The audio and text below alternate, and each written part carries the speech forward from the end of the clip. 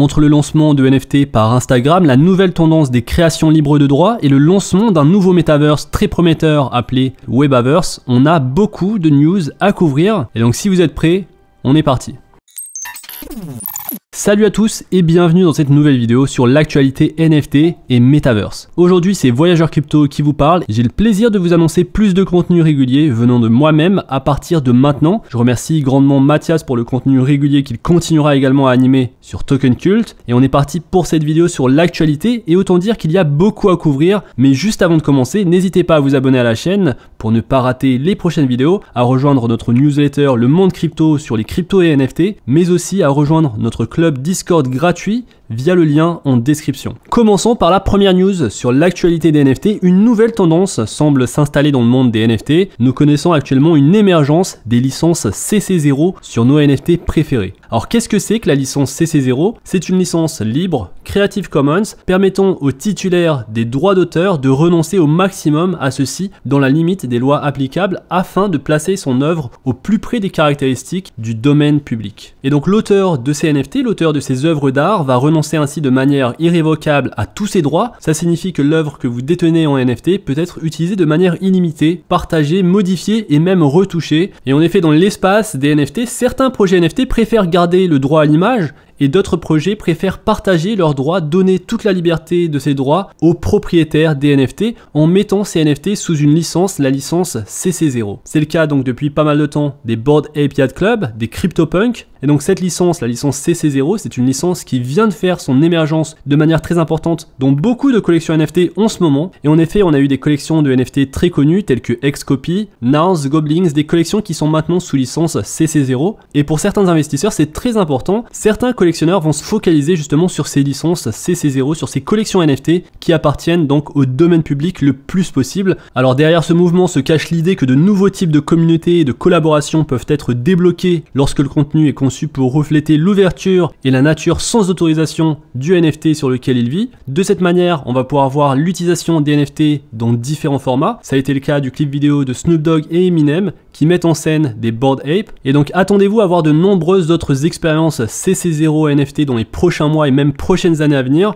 Je pense que c'est un facteur qui va prendre de plus en plus d'importance. Et d'ailleurs dans les collections très connues qui viennent justement de passer sous licence CC0, il y a la collection Moonbirds dont voici une idée d'une retouche du NFT. L'artiste Xcopy, un artiste qui est connu dans la scène des NFT, vient de passer toutes ses collections NFT sous licence CC0. Alors ça va exclure bien entendu les collaborations. En dehors de ces collaborations, toutes les autres licences de Xcopy sont des licences CC0 que vous allez pouvoir réutiliser. En dehors de tout ça, la tendance des noms de domaine porte toujours ses fruits. Le domaine NFT avec un S à la fin .com vient d'être revendu pour 15 millions de dollars, un nom de domaine qui était à la base enregistré sous GoDaddy. Et donc 15 millions de dollars pour un nom de domaine, c'est juste phénoménal. On a également vu récemment le rachat du nom de domaine OpenSea.eth par OpenSea lui-même pour un prix de 99 Ethereum, soit 163 000 dollars, et ça afin d'éviter toute arnaque potentielle en réutilisant ce nom de domaine. Alors c'est quand même beaucoup d'argent pour des noms de domaine. Une news également assez importante, c'est le lancement des NFT Ethereum sur le marketplace très populaire Magic Eden.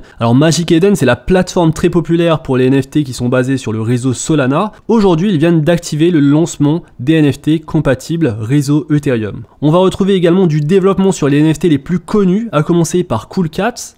Alors Cool Cats, la collection emblématique à un floor price de 2,6 Ethereum. Ils avaient donc lancé une collection secondaire pour accueillir plus de personnes, une collection de 20 000 NFT. Le floor price est bien descendu, on est à 0,17 Ethereum sur cette collection, donc c'est très bas. Alors le problème qu'ils avaient eu sur Cool Cats, c'était justement la façon de faire sortir ces petits monstres, ces petits animaux de compagnie, du système d'éclosion, leur système d'évolution. Et donc récemment, ils ont introduit le système de fast hatching qui permet instantanément de sortir son Cool Pets. Avant, sur cette collection, on ne voyait que des œufs, et maintenant on a enfin un visuel sur ces animaux de compagnie qui appartiennent donc à la collection initiale des Cool Cats. Et donc n'hésitez pas à me dire en commentaire ce que vous pensez de ces petits animaux de compagnie. Une autre collection emblématique, c'est la collection Cryptodes, qui vient tout juste de passer on-chain. Et donc ça, c'était l'objectif depuis le début, d'avoir le NFT, l'ensemble du NFT pixelisé sur la blockchain. Aujourd'hui, ça a été fait et donc chaque NFT Cryptodes est officiellement on-chain. Alors Cryptodes, c'est une collection de 7000 NFT. une collection Udgies, une des premières collections, qui fait partie d'ailleurs du teaser des Bored Ape Yacht Club. Donc on voit sur le teaser de Other Side le Metaverse, on va voir un Cryptoadz, on va voir World of Women et d'autres collections emblématiques. Donc Cryptoadz c'est également une collection emblématique avec un floor price aujourd'hui à 1,92 Ethereum,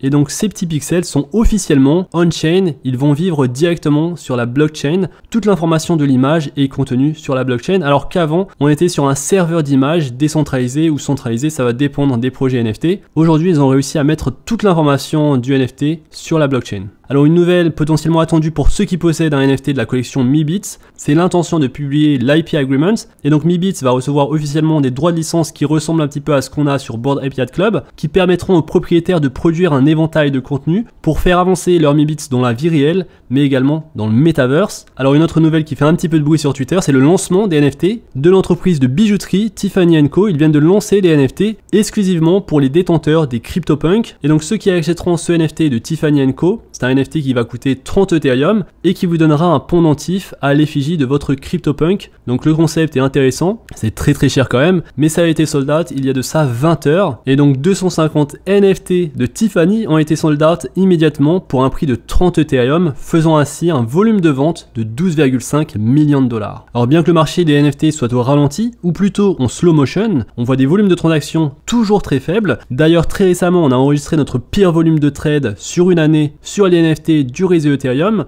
et donc la situation en termes de volume de transactions est toujours au ralenti, elle est toujours très faible. Cela étant dit, on va retrouver des entreprises très connues intégrer leur système aux technologies blockchain, et ça pourrait être le cas de Starbucks grâce à un potentiel lancement d'une collection NFT qui serait connectée à un système de récompense. Et donc on va suivre ça de près, on aura beaucoup plus de nouvelles sur le mois de septembre. Bien sûr je vous tiendrai informé d'une telle lancée de NFT. Personnellement c'est quelque chose qui m'intéresse beaucoup du fait de l'utilité et du fait que je vais beaucoup au Starbucks pour travailler ou alors pour apprécier un bon cappuccino, même si c'est quand même très cher, c'est quand même un bon environnement pour travailler. On a également le lancement du KYC Know Your Customers sur le projet Vivi, la plateforme d'objets numériques possédant les meilleures licences officielles, que ce soit Marvel, DC Comics, Star Wars et bien d'autres. Depuis le 30 juillet, seuls les utilisateurs vérifiés pourront accéder aux drops et aux achats-ventes sur le marketplace. En plus de ça, toutes les offres sur le marché ouvert par des comptes non vérifiés seront effacées. Et donc n'hésitez pas à mettre à jour votre application Vivi sur votre téléphone mobile et à faire ce KYC Know Your Customers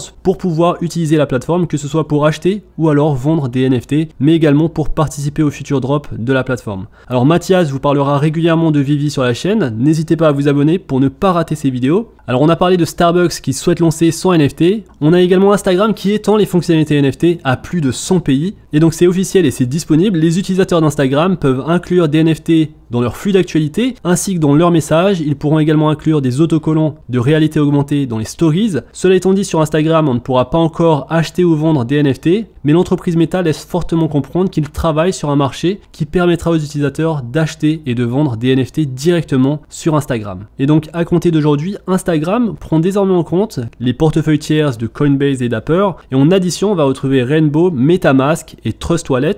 Il prendra en compte les NFT des réseaux Ethereum et Polygon et également le support du réseau Flow. Et donc n'hésitez pas à flex vos NFT Meta Investors sur Instagram, j'ai hâte de voir ça. Alors on finit l'actualité des NFT avec une dernière news, la sortie d'un nouveau Metaverse appelé le Webaverse. Alors il y a eu énormément de projets Metaverse qui sont sortis sur l'année 2021 et 2022. Qu'est-ce qui rend le projet Webaverse différent des autres? Le projet Webaverse veut être un Metaverse qui va se focaliser sur la réalité virtuelle sociale. Et donc ça va être le paradis des modeurs et des développeurs de jeux, un petit peu comme ce qu'on a sur Roblox avec la création de jeux et de concepts. Sur ce projet, on est sur un concept très ouvert où ça va être les développeurs qui vont créer de la valeur. C'est un projet open source où n'importe qui peut créer et gérer un monde virtuel, créer également des expériences de jeu et également utiliser des casques de réalité virtuelle. Et du coup, ça peut se démarquer assez bien des autres metaverses. Et donc le projet va sortir cette semaine. On a d'ailleurs le calendrier sur leur compte Twitter. Et donc c'est un projet qui en ce moment fait pas mal de bruit sur Twitter.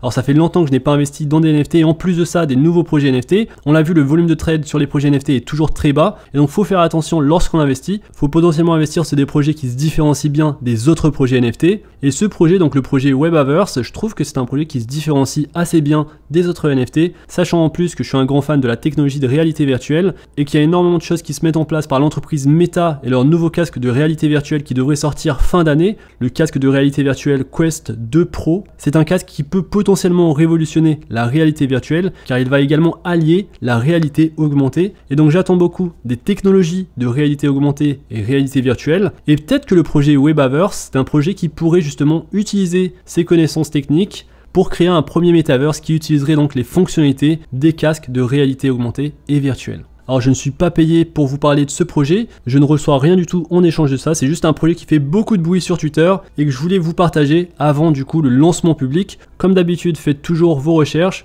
regardez s'il y a du volume de transactions sur OpenSea lors du lancement. S'il y a un bon volume, ça peut être intéressant de rentrer sur le projet. S'il n'y a pas assez de volume, c'est peut-être mieux d'attendre d'abord un sold out et d'attendre quelques mois de voir si le projet réussit à exécuter ce qu'il souhaite faire dans la scène du Metaverse. Et donc la vente sera sous forme d'enchère à 0,25 Ethereum pour un prix d'enchère maximal à 2 Ethereum. C'est une enchère qui va durer 24 heures, il y a un total supply de 20 000 NFT et il y aura 15 600 NFT sur la vente. Et donc je vous ferai peut-être une vidéo dédiée sur le projet si ça vous intéresse. En tout cas, il y a beaucoup d'informations sur le site internet et il y a pas mal de choses qui me plaisent. Donc n'hésitez pas à me le dire dans l'espace commentaire si vous souhaitez comprendre et en apprendre plus sur le projet Webaverse. Et donc c'est tout pour aujourd'hui pour les actualités NFT. Vous voyez qu'il y a quand même beaucoup d'actualités. On voit de nouvelles tendances émerger, des grandes entreprises entrer dans les technologies blockchain. Les volumes de trade sont toujours très faibles et donc faites attention lorsque vous voulez faire du trading sur les NFT. Ce n'est pas du tout le meilleur moment en ce moment. En plus, on a quand même pas mal de volatilité sur le prix de l'Ethereum et lorsque l'Ethereum monte en prix ou descend en prix, ça a un impact direct sur l'ensemble des collections NFT. Et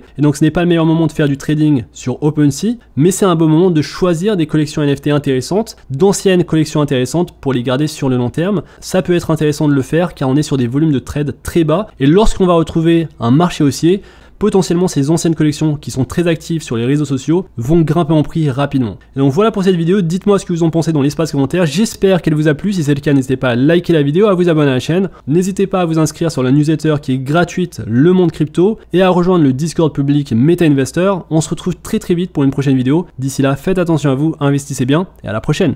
Peace.